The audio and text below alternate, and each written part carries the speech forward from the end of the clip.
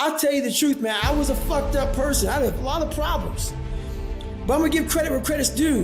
When you work as hard as I do, and people don't want to believe it, but they know it's true.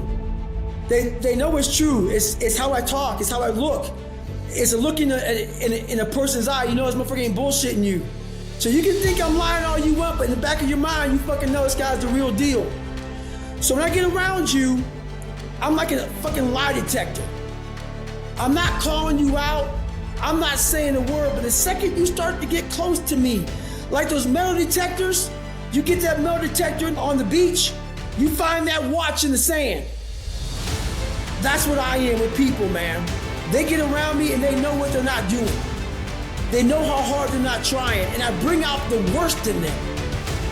Because they know that, God, man, they start to judge themselves without me even saying a word. They start to go through their own resume of life. They start realizing I'm not doing enough. I haven't done enough. And what that does in turn is it makes them very angry at me or whoever is working hard. Whoever that hard-working person is that they get around, they're immediately not gonna like you because they know that you're working hard for everything you have and they just refuse to do that. So the only thing best to do is run their fucking mouths and talk shit about it. So basically, when I was younger, things used to bother me. Hate bothers everybody. People want to say it doesn't bother them, but it does.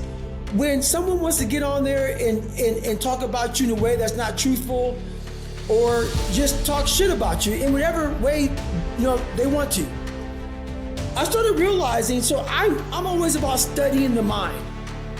But most of my studying, it comes on studying my own mind, but studying other people's minds. So for the longest time, I was like, man, why are people talking so much shit? But once I started studying the mind of the weak, you'll never hear me talking about somebody else. You'll never hear a successful person talking negatively. They may give criticism, but it's criticism to help you get better. They'll never just go on and start, oh, this motherfucker, man. Because we ain't got time for that shit. I ain't got time to go on your Instagram or your Twitter or your Facebook or your blog or anything and run my mouth about you. First of all, it shows I'm not a man. Second of all, it shows I'm just a bitch. So I started studying these motherfucking weak people these trolls, these shit talkers, these haters. I'm like, man, you're exactly where I was years ago. So the more I studied and the more I realized, man, the problem's not me. And this isn't the after school special, man. I'm not here to make you feel better. It's just the truth. You'll never meet a hater doing better than you, my friend.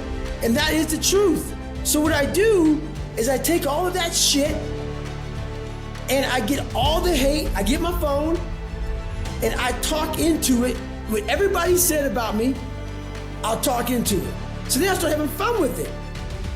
I started putting beats to it, different tracks to it, Eminem soundtracks, whatever.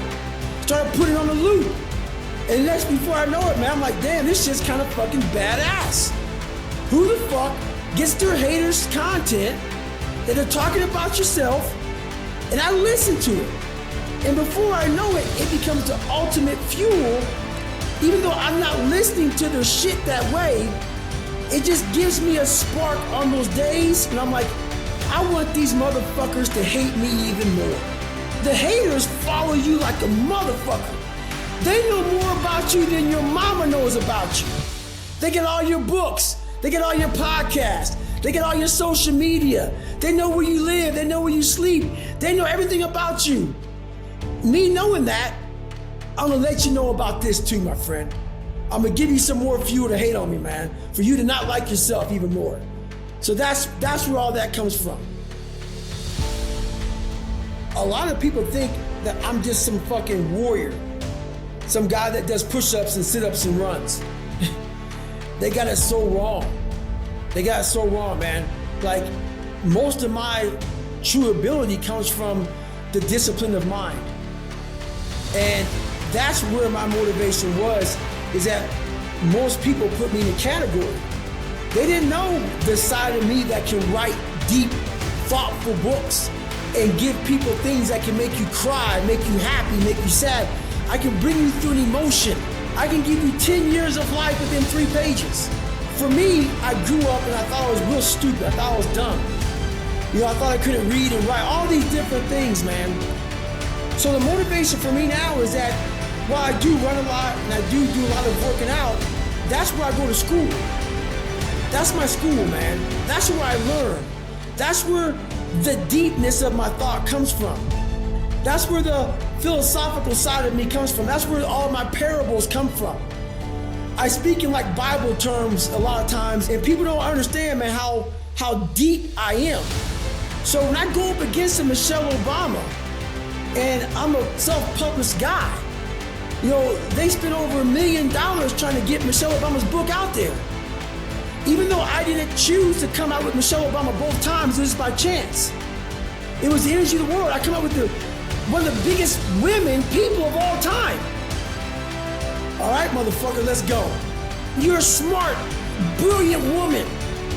This ain't got nothing to do with fucking running, swimming, push-ups, sit-ups. It's the intellectual side that motherfuckers thought I didn't have, that I do have. That was the motivation. I'm gonna go up against the best of the best in book writing.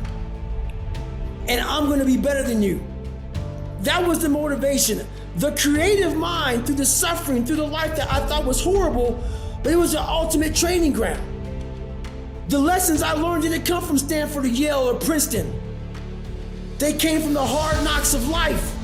I got a diploma in hard knocks, man. And so now I'm writing from the fucking calloused mind. I'm not writing from the Yale and Princetons and Harvards and being with all these political groups and shit. I'm writing from real world, deep, savage, deep in shit.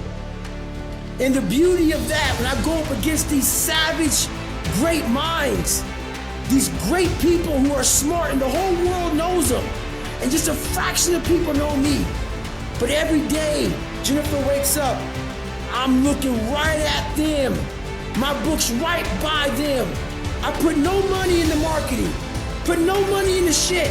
It's just grit, hard work, and the Sergeant Jack disciple of discipline shit that got me there. So all these motherfuckers who think they may be stupid, who think they may not be able to get it done, I got something to tell you. You can compete with the top minds in the world if you're willing to armor and callous your fucking mind and outwork them motherfuckers and dig deep. When most people see 4 walls, I see a massive empty space that deserves all kind of creativity to make it look beautiful.